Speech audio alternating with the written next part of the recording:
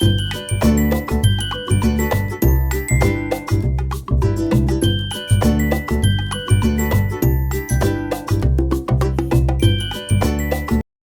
काहीतरी खास दिसतंय म्हणून मोते अगदी शेपटी हलवतच इथे बसला होता. हो, अगदी खरंच आहे त्याचं सुद्धा. कारण आज खूपच इंटरेस्टिंग आणि खूप अशी शरीराला फायदेशीर गोष्ट आपण इथं बनवत आहोत. ते आहे लहान मुलांसाठी ही पौष्टिक खीर. ज्यावेळी तुमची मुलं फळं, भाज्या खात नाहीत, त्यावेळी ही पौष्टिक खीर करून त्यांना खायला घातली तर पुन्हा पुन्हा तुमच्याकडे ते डिमांड मात्र नक्की करतील, हे 100%. नमस्कार, मी ज्योती. ज्योतीज रेसिपीमध्ये तुम्हा सर्वांचं हार्दिक स्वागत. आज आपण इथं बीट आणि गाजर वापरून पौष्टिक अशी खीर बनवत आहोत. त्यासाठी लागणारे साहित्य बघूया. बीट, गाजर, तूप, 2-3 विलायची, बारीक शेवई, गूळ, दूध, बदाम आणि थोडंसं पाणी लागणार आहे. पौष्टिक बनवत आहोत त्यामुळे गुळाचा वापर करत आहोत. मी इथं काळा गूळ घेतलेला आहे. चूल छान पेटली आहे तर आता त्याच्यावर कढई ठेवलेली आहे. सर्वात प्रथम तूप घालायचे.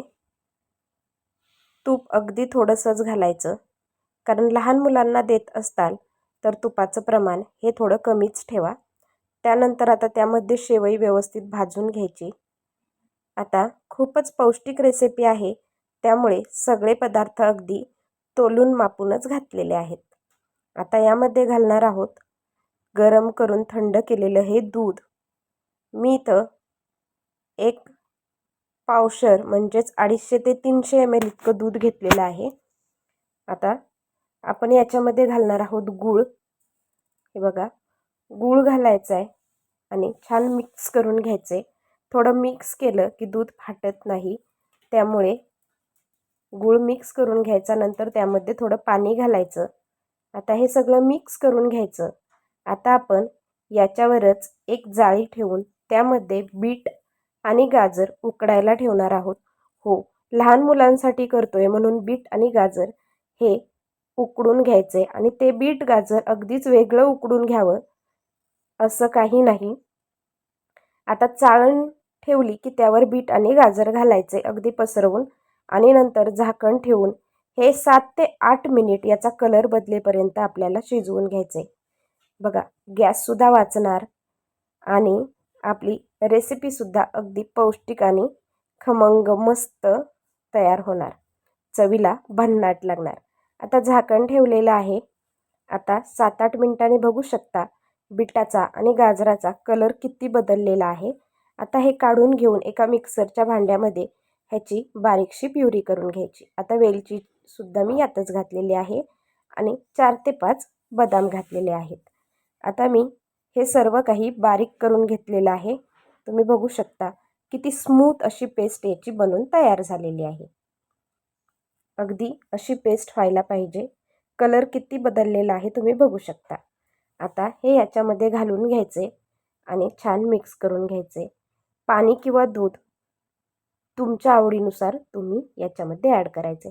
आता मी यामध्ये थोडेसे ड्रायफ्रूट्सची पावडर देखील टाकलेली आहे. तुम्ही तुमच्या आवडीनुसार यामध्ये ड्रायफ्रूट्सची पावडर करून घालू शकता.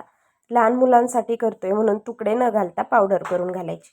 आता ही खीर चांगली 7 ते 8 मिनिटं छान मंद चुलीच्या जाळावर शिजवून घ्यायची.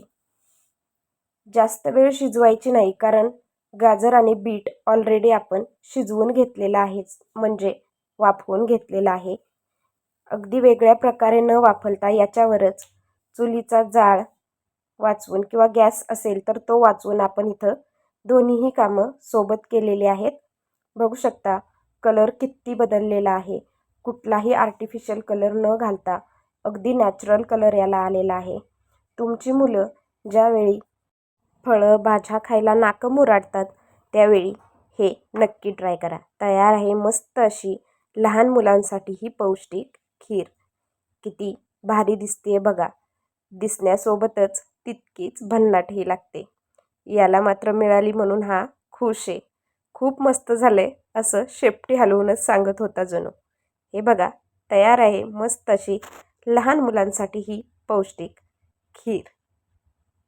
बघू शकता हिचा कलर एकदम भन्नाट आलेला आहे आणि आपण बीट गाजर शिजवून घेतलेलं आहे, त्यामुळं याची चव देखील भन्नाटच लागते.